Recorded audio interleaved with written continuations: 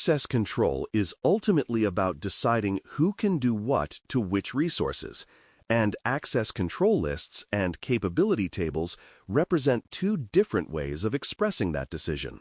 Both approaches aim to answer the same authorization question, but they organize permissions differently and create different strengths and risks as systems grow more complex. Understanding these models matters because many operating systems, applications, and platforms rely on them implicitly, even when users and administrators are not consciously thinking in those terms.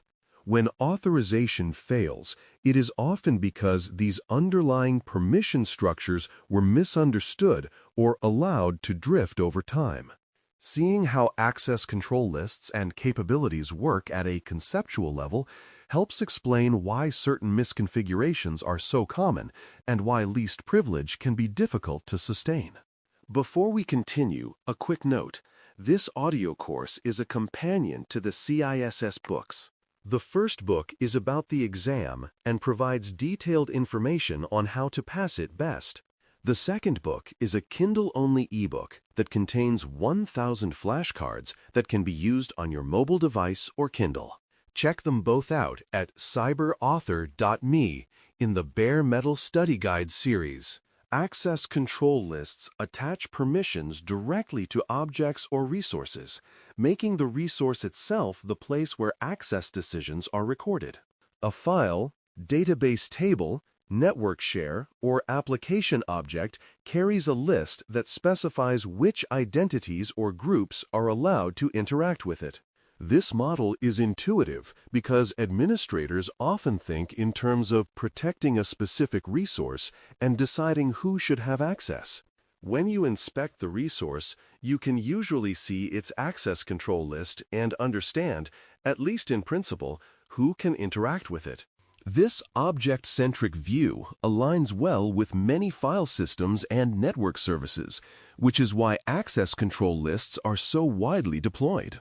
The simplicity of the idea, however, can hide complexity once inheritance, groups, and exceptions are introduced. Each entry in an access control list maps a subject to one or more allowed actions, such as reading data, modifying content, or executing a program. Subjects can be individual users, service accounts, or groups, and actions are defined in terms meaningful to the resource. This explicit mapping provides clarity at a basic level because it states exactly which actions are permitted. Problems arise when lists grow large or when permissions are granted incrementally over time without a clear model. Entries added to solve one immediate need may remain long after that need has passed, quietly expanding access. Without discipline, an access control list can become a historical record of exceptions rather than a clean representation of intended policy. Inheritance adds power and complexity by allowing permissions to propagate from parent objects to child objects automatically. In file systems, for example, permissions applied to a directory may flow down to all files and subdirectories within it. This reduces administrative effort because common permissions do not need to be set repeatedly on every object. At the same time, inheritance can make effective access difficult to reason about, especially when exceptions override inherited permissions at lower levels. Over time, layers of inherited and explicit entries can interact in ways that are not obvious from a single view. This complexity is a common source of overexposure because administrators may not realize how far a permission actually reaches. Group-based access control lists help manage this complexity by reducing the need for per-user entries. Instead of granting permissions directly to individuals, administrators assign permissions to groups and manage membership separately. This aligns with role-based thinking, where access is tied to job function rather than to a specific person. Group-based entries also simplify onboarding and role changes because adding or removing a user from a group updates access across many resources at once. The risk is that groups themselves can become overly broad or poorly maintained, turning a convenient abstraction into a source of privilege creep. Effective use of group-based access requires disciplined group design and regular review of both group membership and group permissions. Capability tables take a different approach by associating access rights with the subject rather than with the object. In this model, the subject holds capabilities that specify which resources it can access and what actions it can perform. Instead of checking a resources list to see if a subject is allowed, the system checks whether the subject presents a valid capability. This shifts the authorization perspective from object-centric to subject-centric, which can simplify certain access patterns. Capability-based designs are common in some operating systems, distributed systems, and application architectures, especially where delegation and fine-grained control are needed. The mental model is less familiar to many administrators, but it offers different trade-offs that can be advantageous in specific contexts. Capabilities function like tokens that grant specific access to a resource, often including both the identity of the resource and the permitted actions. Possession of the capability is sufficient to exercise the associated rights, which means the system does not need to consult a global access control list for every operation. This can improve performance and simplify distributed authorization because decisions are made locally based on the presented capability. Capabilities can also be designed to be narrowly scoped, granting only the minimum required access for a specific task. The power of this model lies in its flexibility, but that same flexibility demands strong control over how capabilities are created, stored, and transferred.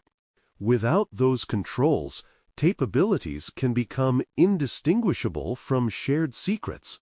The security of capability-based systems depends heavily on preventing unauthorized copying, forging, or delegation of capabilities.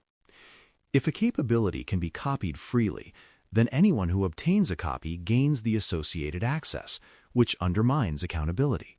Strong implementations use cryptographic protections, binding capabilities to specific contexts or identities to limit misuse. Delegation must be explicit and controlled so that rights are not passed along unintentionally or indefinitely.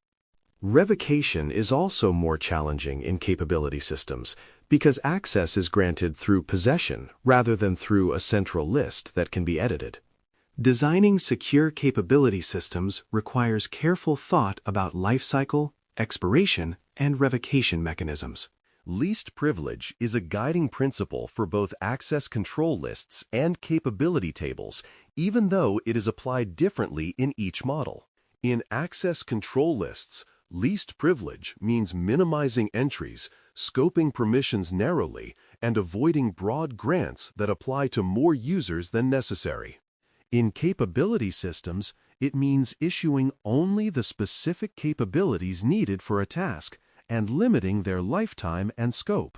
In both cases, excess permissions increase the potential impact of compromise or misuse.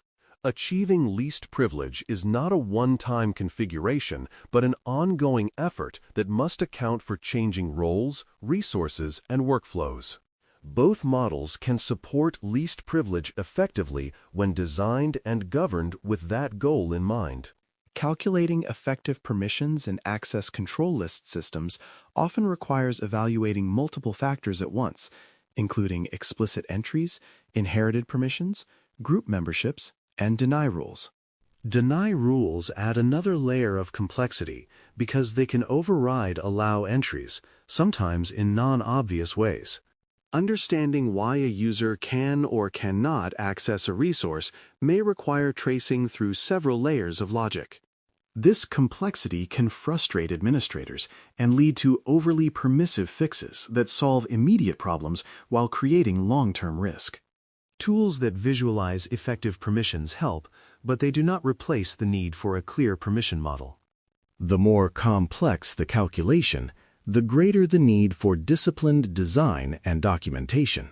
Access reviews play a crucial role in ensuring that access control lists remain aligned with current roles and business needs. Over time, permissions accumulate through projects, exceptions, and organizational changes, and reviews provide a structured way to reassess whether access is still justified. Reviews can identify stale entries, overly broad group permissions, and inherited access that no longer make sense. They also reinforce accountability by requiring resource owners to affirm access decisions explicitly. Without regular reviews, both access control lists and capability systems tend to drift toward overexposure. Reviews turn authorization from a static configuration into a maintained control.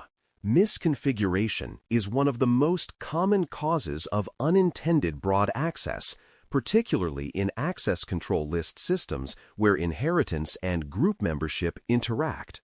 A single misapplied permission at a high level can cascade to many resources, exposing sensitive data widely. These mistakes are often not malicious. They result from misunderstanding how permissions propagate or from attempting to fix access issues quickly. Capability systems are not immune, as overly broad or long-lived capabilities can grant more access than intended. The difference is that misconfigurations manifest differently depending on the model. Recognizing common failure patterns helps organizations design controls and reviews that catch errors early. Auditing is essential for both models because it tracks permission changes and highlights high-risk grants that deserve scrutiny. Audit logs record when permissions are added, removed, or modified, providing a history that supports investigation and compliance. They also help identify patterns such as frequent exception granting or repeated broad access changes. In capability systems, auditing focuses on issuance, delegation, and use of capabilities rather than on object-level permission edits. Without auditing, access control becomes opaque, making it difficult to detect abuse or explain why access exists. Strong auditing turns authorization decisions into observable, reviewable events. Access control lists and capability tables represent two different ways to express authorization, each with its own strengths and challenges.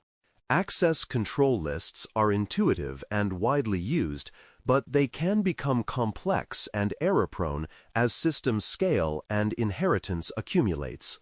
Capability systems offer flexibility and fine-grained delegation, but they demand careful control over issuance, copying, and revocation. Both models can support least privilege and strong security when designed intentionally and governed consistently. The choice between them is often shaped by system architecture rather than preference, but understanding their differences helps practitioners manage risk more effectively. In either case, authorization succeeds when permissions reflect current intent rather than historical accident. Thanks for listening. For more audio courses, daily newsletters, and more, please visit baremetalcyber.com.